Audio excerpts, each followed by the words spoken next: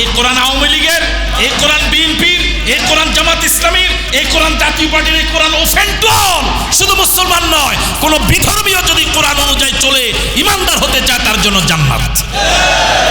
আমি আপনাদেরকে বিনয়ের সাথে আরজ করি, আজকে এখানে যারা আওয়ামী লীগ আছেন, যারা বিএনপি আছেন, যারা জামাত ইসলামী আছেন, যারা জাতীয় পার্টির সহ অন্যান্য দলের ভুক্ত আছেন, এই কোরআন কি শুধু জামাত ইসলামীর? কথা বলে না কেন? এই কোরআন কি শুধু হুজুরদের? এই কোরআন কি শুধু ইমাম সাহেবের? এই কোরআন আওয়ামী লীগের, এই কোরআন বিএনপির, এই কোরআন জামাত ইসলামীর, এই কোরআন জাতীয় পার্টির, এই কোরআন ওফেন্টল শুধু মুসলমান নয়, কোন বিধর্মীয় যদি কোরআন অনুযায়ী চলে ইমানদার হতে চায় তার জন্য জান্নাত। ঠিক আছে কথা? কোরআন কোন দলের সম্পদ। আসুন সব দলাদলিগুলো ভুলে গিয়ে এই দলের নেতারা আমাদের আপনাদের ভিতরে মারামারি লাগাইয়া তারা কিন্তু ঢাকাতে বসে ভালোই কফি খায়। মারামারি লাগাই রাখছে কাদের মাঝে?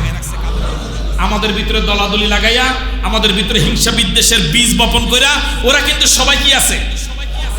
ভালো আছে। এদেরকে কি আর এই সুযোগ দেওয়া ঠিক হবে?